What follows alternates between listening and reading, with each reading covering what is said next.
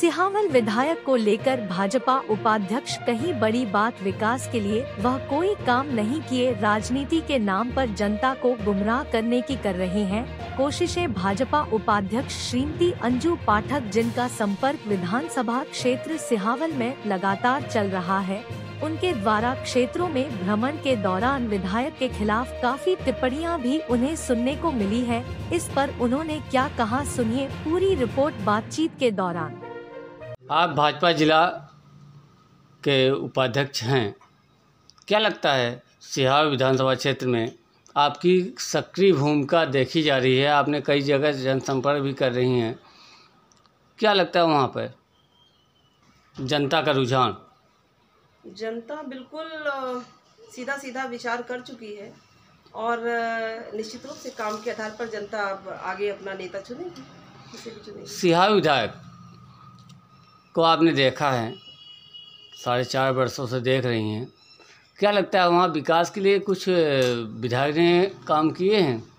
4.5 वर्षों से नहीं, 10 वर्षों से तो इनका देख रही हूँ।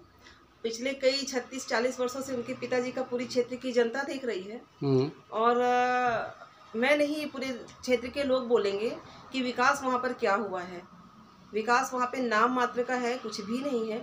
छोटी छोटी चीज़ों के लिए पब्लिक को दौड़ना पड़ता है, लोगों को दौड़ना पड़ता है।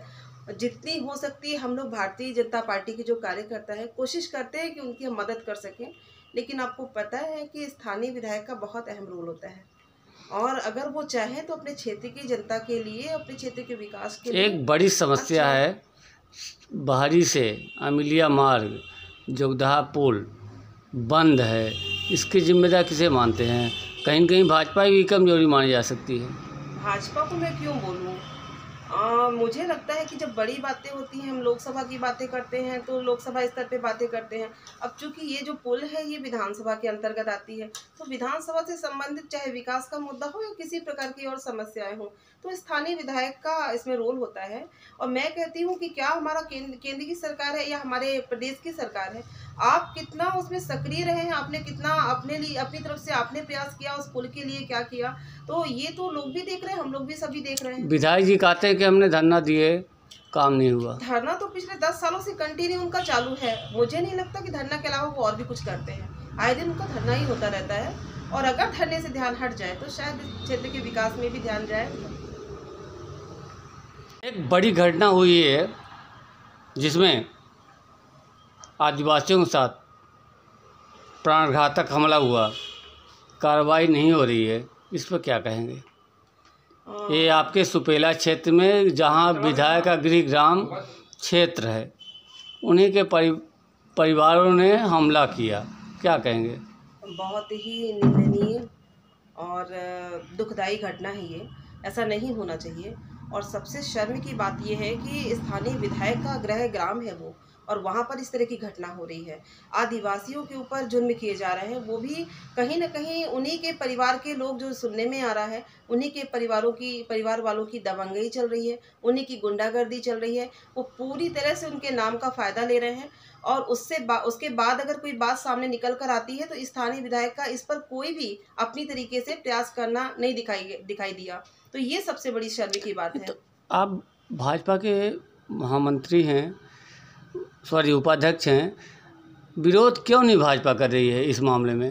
लगातार हम अब बात कर रहे हैं, हमारे आपने देखा होगा हर तरह से हमारे जो क्षेत्र के नेता हैं, हम लोग स्वयं जा रहे हैं, परिवार वालों से हमने मिला, हमने टीआई से बात की, हमने यहाँ उच्च स्तर पर बात की, एसपी से बात की कि इस पर क्या कार्रवाई हो सकती है, कौन कौन सी धाराएं उस पर लगानी चाहिए, जो जिस तरीके की घटनाएं। और न सिर्फ मुझे लगता है कि उन्होंने पुरुषों के साथ मारपीट की, जो बातें निकल कर आई तो बहुत ही शर्मसार कर देने वाली बातें, कि महिलाओं के साथ भी उन्होंने अभद्रता की, काफ़ी निंदनीय है। मैं निंदा करती हूँ सारी बातों की, सारी घटना की।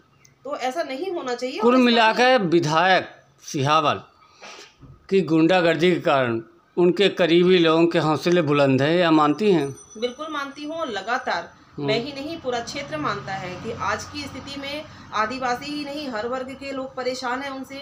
उनके पूरे क्षेत्र में केवल उनके ही परिवार वालों का लगातार विकास हो रहा है, उनका स्वयं का विकास हो रहा है, और इसके अलावा उन्होंने क्षेत्र की जनता की ओर कभी भी ध्यान नहीं दिया, क्षेत्र के विकास की ओर कभी ध्यान नहीं दिया। और शायद इस तरह की घटना जो हो रही है ये भी शायद इसी का परिणाम है। क्षेत्र के विकास के लिए मुख्यमंत्री जी शिवराज सिंह चौहान जी कई योजनाएं की सौगातें दे रहे हैं। लाडली बहनें योजनाओं के लिए आप क्या कहेंगे? लाडली बहना तो मैं बोलती हूँ, जैसे पहले अपन सुनते थे कि जब युद्ध होता था तो कई प्रकार के अस्त्र शस्त्रों का प्रयोग होता था, लास्ट में ब्रह्मास्त्र चलता था। तो मुझे लगता है कि ये ब्रह्मास्त्र है हमारी बहनों के लिए। कई प्रकार की योजनाएं दी, हर प्रकार की, उनके चाहे पालन पोषण के लिए हो, उनके शिशु के लिए हो, उनके स्वयं के लिए हो, लेकिन लाडली बहना एक ऐसी योजना है जो बहनों के आत्मसम्मान के साथ साथ उनके स्वाभिमान को भी निर्धारित करती है। तो मुझे लगता है कि एक ऐसी योजना है जिसमें मैं ये भी नहीं बोलूँगी कि किसी प्रकार की वोट की राजनीति है। ये भारतीय जनता पार्टी की एक ऐसी योजना जो वास्तव में एक मानवता दर्शाती है, एक राष्ट्रीय हित की भावना दर्शाती है। अभी रीवा में मुख्यमंत्री शिवराज सिंह जी आए थे, उन्होंने एक वादा किए, कुछ कांग्रेसी महिलाओं को इस योजना से जोड़ने से वंचित किए हैं। क्या लगता है कि आपके जनपद सिहावल में कांग्रेस की ही अध्यक्ष हैं, कि लगता है सिहावल विधानसभा में कुछ महिलाएं वंचित हैं?